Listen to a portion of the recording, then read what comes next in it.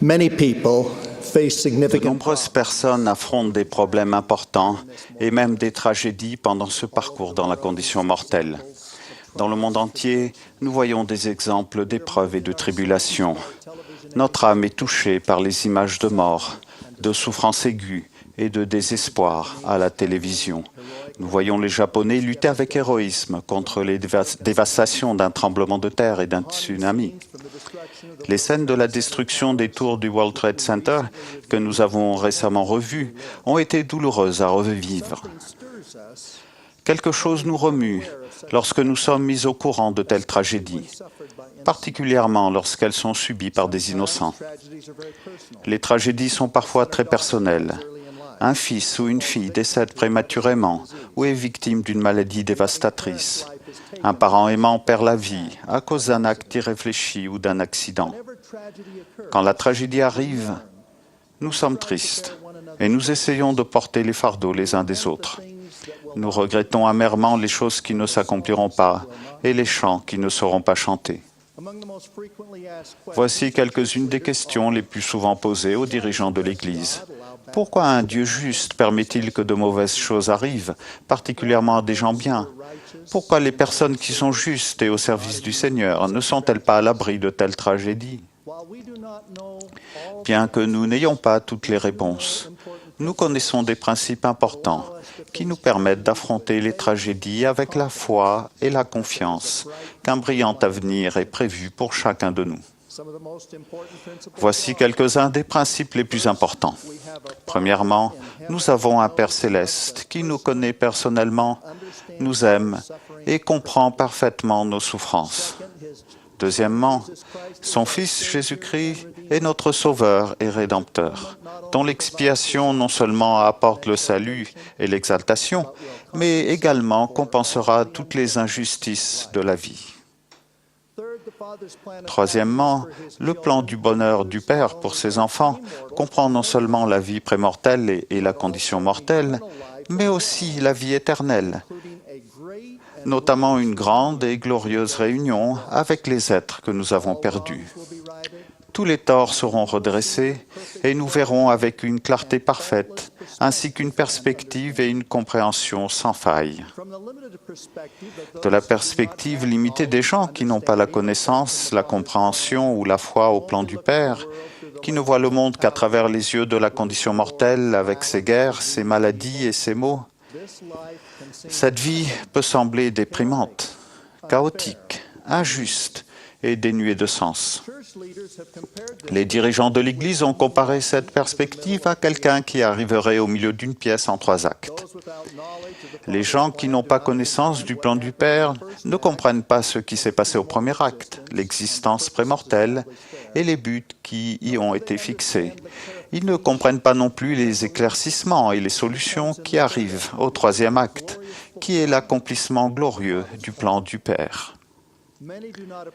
Beaucoup ne se rendent pas compte que dans son plan aimant et universel, les gens qui semblent désavantagés, sans qu'ils y soient pour rien, ne seront pas pénalisés à la fin. Dans quelques mois, cela fera 100 ans qu'a eu lieu le naufrage tragique du Titanic. Les circonstances calamiteuses qui ont entouré cet événement horrible sont restées dans les mémoires depuis un siècle.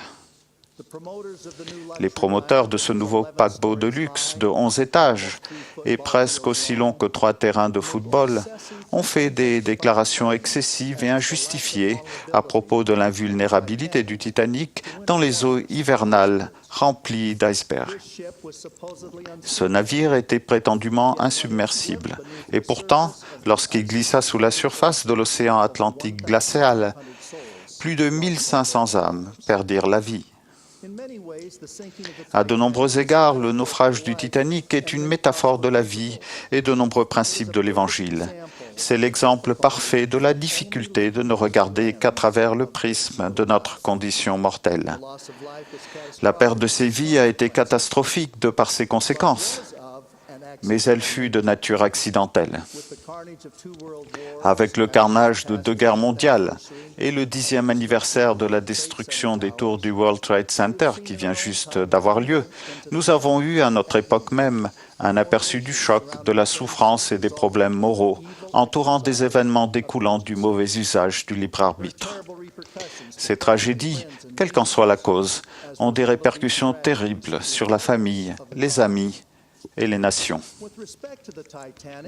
En ce qui concerne le Titanic, on a tiré des leçons sur les dangers de l'orgueil et de la navigation en eau trouble et sur le fait que Dieu ne fait point exception de personne. Les gens qui ont péri venaient de tous les horizons de la vie. Certains étaient riches et célèbres, comme John Jacob Astor, mais il y avait aussi des ouvriers, des émigrants, des femmes, des enfants et des membres de l'équipage. Il y a eu au moins 2 liens entre des membres de l'Église et le Titanic. Les deux illustrent la difficulté que nous avons à comprendre les épreuves, les tribulations et les tragédies et donnent un aperçu sur la façon de les traiter. Le premier est un exemple de reconnaissance pour les bénédictions que nous recevons et les problèmes que nous évitons. Il concerne Al Mason, qui plus tard est devenu autorité générale.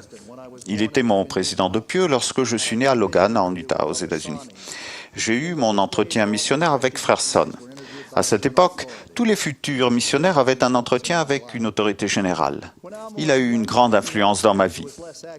Lorsqu'Alma était jeune homme, il avait un ami qui n'était pas très pratiquant dans l'Église. Ils ont eu de nombreuses discussions sur le sujet de la mission et finalement Al Mason a convaincu Fred de se préparer à en faire une. Ils ont tous les deux été appelés dans la mission britannique. À la fin de leur mission, Frère Son, secrétaire de la mission, a organisé leur voyage de retour aux États-Unis. Il a réservé des places sur le Titanic pour lui, Fred et 4 autres missionnaires qui avaient aussi terminé leur mission. Au moment du départ, Fred a été retardé. Frère Son a annulé les 6 réservations sur le nouveau paquebot de luxe pour son voyage inaugural et a réservé des places sur un navire qui partait le lendemain. Les 4 missionnaires, qui étaient enthousiasmés par l'idée de voyager sur le Titanic, ont manifesté leur déception. La réponse de Frère Son paraphrase le récit de Joseph et de ses frères en Égypte qui se trouve dans la Genèse. « Comment pourrais-je remonter vers mon père si l'enfant n'est pas avec moi ?» Il expliqua à ses compagnons qu'ils étaient arrivés en Angleterre ensemble et qu'ils devaient rentrer chez eux ensemble. Frère Son a appris par la suite le naufrage du Titanic et dit avec reconnaissance à son ami Fred, « Tu m'as sauvé la vie. » Fred répondit, « Non, en me faisant aller en mission, c'est toi qui m'as sauvé la vie. » Tous les missionnaires ont remercié le Seigneur de les avoir protégés. Parfois, comme cela a été le cas pour Frère Son et ses collègues missionnaires, de grandes bénédictions sont accordées à ceux qui sont fidèles. Nous devons être reconnaissants pour toutes les tendres miséricordes qui nous sont accordées. Nous ignorons nombre de bénédictions que nous recevons de jour en jour. Il est extrêmement important que nous soyons habités par un esprit de gratitude. Les Écritures sont claires. Ceux qui sont justes, suivent le Sauveur et respectent ses commandements, prospéreront dans le pays. Un élément essentiel de la prospérité est le fait d'avoir l'Esprit. Cependant, la justice, la prière et la fidélité n'aboutissent pas toujours à des fins heureuses dans la condition mortelle. Beaucoup de gens rencontreront de grandes épreuves. Lorsque cela arrive, le fait même d'avoir foi et de demander les bénédictions de la prêtrise est approuvé par Dieu. Le Seigneur a déclaré « Les anciens seront appelés, prieront pour eux et poseront les mains sur eux en mon nom. S'ils meurent, ils mourront pour moi. Et s'ils vivent, ils vivront pour moi. » Il est instructif que le deuxième lien entre un membre de l'Église et le Titanic n'ait pas eu une fin heureuse dans la condition mortelle. Irene Corbett avait 30 ans. C'était une jeune épouse et une jeune mère qui venaient de Provo, en Utah. Elle avait de grands talents artistiques et musicaux. Elle était enseignante et infirmière. À la demande de professionnels de la santé à Provo, elle suivit une formation complémentaire de 6 mois comme sage-femme à Londres. Elle avait le grand désir de contribuer à changer le monde. Elle était consciencieuse, réfléchie, pieuse et courageuse. Elle avait, entre autres, choisi le Titanic pour rentrer aux États-Unis parce qu'elle pensait que les missionnaires feraient le voyage avec elle et que cela apporterait une sécurité supplémentaire. Irène fut une des rares femmes qui ne survécurent pas à cette terrible tragédie. La plupart des femmes et des enfants furent mis dans les canots de sauvetage et furent finalement sauvés. Il n'y avait pas assez de canots pour tout le monde. Il semble qu'elle n'ait pas pris place dans l'un d'eux, parce que du fait de sa formation, elle s'occupait des nombreux passagers qui avaient été blessés lors de la collision avec l'iceberg. Il existe de nombreuses sortes d'épreuves. Certaines nous donnent des expériences nécessaires. Les résultats défavorables dans la condition mortelle ne sont pas la preuve d'un manque de foi ou d'une imperfection dans le plan global de notre Père céleste. Le feu du fondeur est bien réel. Les qualités de la personnalité et la droiture qui sont forgées dans la fournaise de l'adversité nous perfectionnent, nous purifient et nous préparent à rencontrer Dieu. Quand Joseph Smith, le prophète, était emprisonné à Liberty, le Seigneur lui a déclaré que de nombreuses calamités peuvent arriver à l'humanité. Le Sauveur a entre autres déclaré « Si tu es jeté dans l'abîme, si les vagues houleuses conspirent contre toi, si des vents féroces deviennent tes ennemis et que tous les éléments s'unissent pour te barrer la route, ces choses te donneront de l'expérience et seront pour ton bien. » Le Sauveur a ainsi conclu ses instructions. « Tes jours sont connus et tes années ne seront pas diminuées. C'est pourquoi ne crains pas, car Dieu sera avec toi pour toujours et à jamais. » Certaines épreuves découlent du libre arbitre d'autres personnes. Le libre arbitre est indispensable à la progression et au développement spirituel personnel. Le comportement malveillant est un élément du libre arbitre. Le capitaine Moroni explique ce point de doctrine très important. Le Seigneur souffre que les justes soient tués afin que sa justice et son jugement tombent sur les méchants. Il précise bien que les justes ne sont pas perdus, mais ils entrent dans le repos du Seigneur, leur Dieu. Les méchants seront tenus pour responsables des atrocités qu'ils commettent. Certaines épreuves viennent de la désobéissance au commandement de Dieu. Les problèmes de santé provoqués par le tabac, l'alcool ou la drogue sont énormes. Les emprisonnements qui découlent de la délinquance liée à l'alcool ou à la drogue sont également très nombreux.